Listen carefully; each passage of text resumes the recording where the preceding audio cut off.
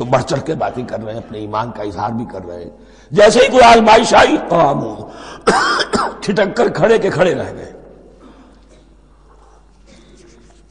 وَلَوْ شَاءَ اللَّهُ لَذَهَبَ بِسَمْعِهِمْ وَأَبْصَارِهِمْ، اللہ چاہتا تو ان کی سماعت اور بصارت کو بھی سلب کر لیتا، لیکن اللہ کا قانون یہی ہے جو جہاں رہنا چاہے اس نے آزادی ارادہ دی ہے انسان کو. تم اگر مومن صادق بن کر رہنا چاہتے ہو اس کو آسان کر دے گا تمہارے لیے. تم نے اپنے تعصب کی وجہ سے، اپنے تکبر کی وجہ سے کفر کا راستہ اختیار کیا، اللہ اسی کو کھول دے گا. تم بیچ میں لٹکنا چاہتے ہو لٹکتے رہو، اللہ تعالیٰ جو ہے جبرن کسی کو نہ حق پہ لائے گا نہ جبرن کسی کو باطل پر لے کر جائے گا. اس لیے کہ جبر اگر ہو تو پھر امتحان کا معاملہ ختم، پھر جزا و سزا بیکار ہے، غیر منطقی ہے، غیر معقول ہے. ان اللہ علی کل شیء قدیر، یقیناً اللہ تعالیٰ ہر چیز پر قادر ہے. یہ دو رکوع اس اعتبار سے کہ انسانی شخصیتوں کا سمجھنا، اور جیسا کہ میں نے عرض کیا تعویل عام ذہن میں رکھیے، جب بھی کبھی کوئی دعوت حق اٹھے گی اگر وہ واقعتاً کل کے کل حق کی دعوت ہے اور اس میں انقلابی رنگ ہے کہ باطل سے پنجہ آزمائی کرنی ہے، باطل کو نیچا دکھانا ہے، حق کا غلبہ کرنا ہے، تو یہ تین قسم کے افراد لازماً ہمیشہ وجود میں آ جائیں. ان کو پہچاننا، ان کے کردار کی جو اصل جو اس کے پیچھے پس منظر ہے اس کو جاننا بہت ضروری ہے. میں وقفہ کر رہا ہوں ذرا بھائی. الرحمن الرحیم. اب جو تیسرا رکوع آ رہا ہے سورہ بقرہ کا، اس میں قرآن کی دعوت کا خلاصہ ہے. قرآن کیا ماننے کی دعوت دیتا ہے، اس کی پکار کیا ہے. جیسا کہ میں عرض کر چکا ہوں 2/3 قرآن پہلے نازل ہو چکا ہے، پس منظر میں ہے. ہمارے لیے اس ترتیب مصحف کے اعتبار سے وہ قرآن بعد میں آئے گا، ترتیب نزول کے اعتبار سے وہ پس منظر میں موجود ہے. لیکن چونکہ یہاں پر مصحف کے اندر یہاں سے آغاز کیا جا رہا ہے، لہذا اس کا خلاصہ جو ہے لب لباب یہ ایک رکوع میں، اور قرآن کے فلسفے کا اور اس کے بعض نہایت ہی اہم جو موضوعات ہیں اور مسائل ہیں ان کا ذکر پھر چوتھے رکوع میں. ابھی ہم تیسرا رکوع پڑھ رہے ہیں. یا ایھا الناس اعبدوا ربکم الذی خلقکم والذین من قبلکم لعلکم تتقون. اے لوگو بندگی اختیار کرو اپنے اس رب کی، اپنے اس مالک کی جس نے تمہیں پیدا کیا، اور نہ صرف تم کو پیدا کیا، تم سے پہلے جتنے لوگ گزرے انہیں بھی پیدا کیا تاکہ تم بچ سکو. یہ قرآن کی دعوت کا خلاصہ ہے، اور یہ نوٹ کر لیجئے یہ تمام انبیاء اور رسل کی دعوت یہی تھی. اب جب پڑھیں گے سورہ اعراف پڑھیں گے، سورہ شعراء پڑھیں گے، ایک ایک کا نام لے کر ان اعبدوا اللہ واطیعون، ہر رسول کی دعوت یہ تھی اللہ کی بندگی کرو، میری اطاعت کرو. یا قوم اعبدوا اللہ ما لکم من الہ غیرہ، اے میری قوم کے لوگوں اللہ کی بندگی کرو، تمہارا کوئی الہ اور معبود اس کے سوا نہیں ہے. پھر حضور قرآن یہی عبادت رب انسان کی تخلیق کی غایت ہے. وما خلقت الجن والانس الا لیعبدون، ہم نے جنوں اور انسانوں کو پیدا ہی صرف اس لیے کیا ہے کہ ہماری بندگی کریں. لیکن یہاں ایک فرق بہت بڑا ہے. تمام رسولوں کی دعوت یہی ہے، محمد الرسول اللہ کی بھی یہی ہے، لیکن بڑا فرق کیا ہے؟ باقی تمام رسولوں کی دعوت آپ کو ملے گی یا قوم، اے میری قوم کے لوگوں. یہاں ہے یا ایھا الناس، اے بنی آدم، اے بنی نوع انسان. معلوم ہوا کہ تمام رسول حضور سے پہلے صرف اپنی اپنی قوموں کی طرف آئے ہیں. پہلے اور آخری اور کامل رسول ہیں اللہ کے محمد صلی اللہ علیہ وسلم، جن کی دعوت آفاقی ہے. یا ایھا الناس، یا قوم نہیں، یا ایھا الناس اعبدوا ربکم الذی خلقکم والذین من قبلکم. اس میں دلیل بھی آ گئی کہ عام طور پر لوگ جو ہے غلط راستے پر اس دلیل سے جمے رہتے ہیں کہ ہمارے آباء و اجداد کا راستہ یہی تھا. تو بھائی جیسے تم مخلوق ہو ایسے وہ بھی تو مخلوق تھے، جیسے تم خطا کر سکتے ہو وہ بھی تو خطا کر سکتے تھے.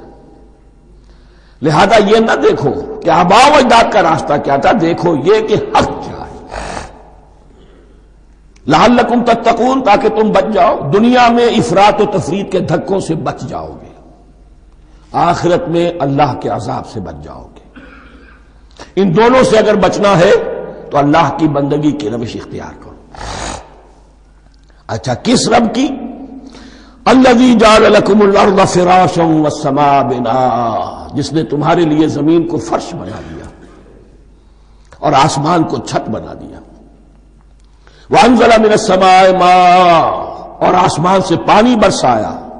فاخرج به من الثمرات رزقا لکم، اور پھر اس پانی کے ذریعے سے زمین سے میووں کی شکل میں، پیداوار کی شکل میں تمہارے لیے رزق اگایا. فلا تجعلوا للہ اندادا وانتم تعلمون، تو ہرگز نہ اللہ کا مد مقابل کسی کو ٹھہراؤ جانتے بوجھتے.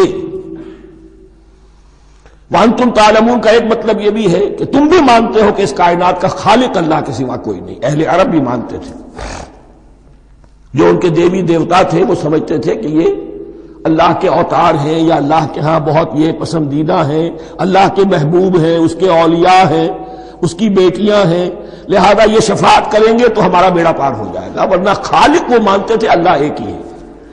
جب تم یہ مانتے ہو کائنات کا خالق ایک، مدبر ایک، تو اب کسی کو اس کا مد مقابل نہ بناؤ. انداد ند کی جمع ہے، لا ضد لہ ولا ند لہ، اللہ کا کوئی مد مقابل نہیں. اس میں یہاں تک بات ہے کہ حضور اس درجے، اس توحید کی باریکیوں تک پہنچا کر گئے ہیں اس امت کو کہ کسی صحابی نے ایسے ہی کہہ دیا ما شاء اللہ و ما شئت، جو اللہ چاہے اور جو آپ چاہیں. حضور نے فوراً ٹوک دیا اجعلتنی للہ ندا، کیا تو نے مجھے اللہ کا مد مقابل بنا دیا ہے؟ اس کائنات میں مشیت صرف ایک کی چلتی ہے، کسی اور کی مشیت اس کی مشیت کے تابع پوری ہو جائے ہو جائے، لیکن مشیت مطلقہ صرف اس کی ہے. یہاں تک کہ حضور سے فرمایا گیا کہ اے نبی آپ کے لیے یہ ممکن نہیں ہے جسے چاہے ہدایت دے دے، انک لا تہدی من احببت ولکن اللہ یہدی من یشاء. اگر یہ اختیار میں ہوتا تو ابو طالب دنیا سے بغیر ایمان لائے نہ جاتے. فلا تجعلوا للہ اندادا وانتم تعلمون. اب ان دو آیتوں میں تو یوں سمجھیے توحید نظری بھی اور توحید عملی بھی. توحید عملی کیا ہے؟ بندگی صرف اسی کی ہو. اب آیا ہے رسالت کا معاملہ. وَإِن كُنتُمْ فِي رَيْبٍ مِّمَّا نَزَّلْنَا عَلَىٰ عَبْدِنَا، اگر تمہیں رسالت محمدی پر شک ہے صلی اللہ علیہ وسلم، اس کے کیا معنی ہے؟ کہ تمہیں اس قرآن کے بارے میں شک ہے جو ہم نے اپنے بندے پر نازل کیا ہے. اگر ہے شک فی الواقع، وَإِن كُنتُمْ فِي رَيْبٍ، اگر تمہیں واقعتاً شک ہے مما نزلنا علی عبدنا، اس پر جو ہم نے اپنے بندے پر نازل فرمایا ہے، فاتوا بسورۃ من مثلہ، تو لے آؤ اس جیسی ایک ہی صورت. یہ ہم کل پوری تفصیل سے دیکھ چکے ہیں کہ برسبیل تنزل یہاں پہنچے ہیں. پہلے دو آیتیں میں نے آپ کو سنائی تھی جس میں پورے قرآن کی مثال لانے کا چیلنج کیا گیا. پھر ایک آیت سنائی جس میں 10 صورتیں ہی لے آؤ. اب آخری درجے میں ایک صورت ہی بنا لا، اور ایک صورت تو سورۃ العصر کے مساوی بھی ہو سکتی تھی، سورۃ الکوثر کے مساوی بھی ہو سکتی تھی.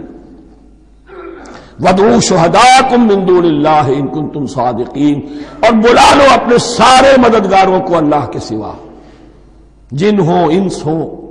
اس لیے کہ قریش کا خیال یہ تھا کہ جو شعراء ہوتے ہیں ان کے پاس جن ہوتے ہیں، وہ جن انہیں سکھاتے ہیں، ورنہ عام آدمی تو یہ شعر نہیں کہہ سکتا. تو تمہارا اگر کوئی گمان ہے کوئی جنات سکھانے والے ہیں، کوئی انسان ہے، خطیب ہے، شعراء ہے، ادیب، سب کو جمع کر. ان کنتم صادقین. اب یہ ہے بہت ہی، جس کو میں نے کل کہا تھا آپ کو یاد ہوگا، قرآن کا انداز کیا ہوتا ہے کہ وہ اپنے اندر جھانکنے کی دعوت دیتا ہے. یہ گویا کہ آنکھوں میں آنکھیں ڈال کر یہ کہا جا رہا ہے کہ حقیقت میں تمہیں کوئی شک نہیں ہے، یہ تم بات بنا رہے ہو صرف. اگر واقعتاً شک ہے تو آؤ میدان میں. حقیقت یہ ہے کہ تمہیں شک نہیں ہے.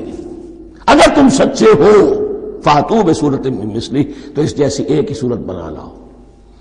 فإن لم تفعلوا، اب ذرا انداز دیکھیے تحدی کا اور چیلنج کا. پھر اگر تم یہ نہ کر پاؤ، وَلَن تفعلوا، اور ہرگز نہیں کر سکو گے. یہ چیلنج کون دے سکتا ہے؟ اللہ کے سوا کوئی نہیں دے سکتا. یہ انداز کسی کتاب کا نہیں ہے. ذالک الکتاب لا ریب فیہ، یہ کسی کا نہیں ہے.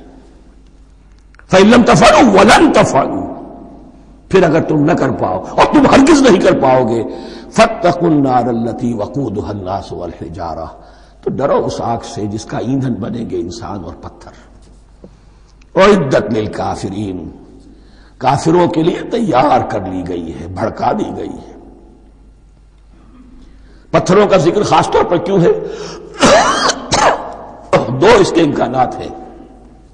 آپ کو معلوم ہے کہ وہ جو پتھر کا کوئلہ ہوتا ہے اس کی آگ بڑی سخت ہوتی تھی، عام جو ہمارا یہ لکڑی کا کوئلہ ہوتا ہے اس کے مقابلے میں. اور دوسرے یہ بھی کہ چونکہ انہوں نے جو معبود تراش رکھے تھے وہ پتھر کے ہوتے تھے، تمہارے ساتھ ہی تمہارے ان معبودوں کو بھی جھونکا جائے گا اور وہ بھی جلیں گے، تاکہ تمہاری حسرت کے اندر اضافہ ہو. ان سے ہم دعائیں مانگا کرتے تھے، ان کے سامنے ماتھے ٹیکتے تھے، ان کے سامنے ڈنڈوت کرتے تھے، ان کو چڑھاوے چڑھاتے تھے.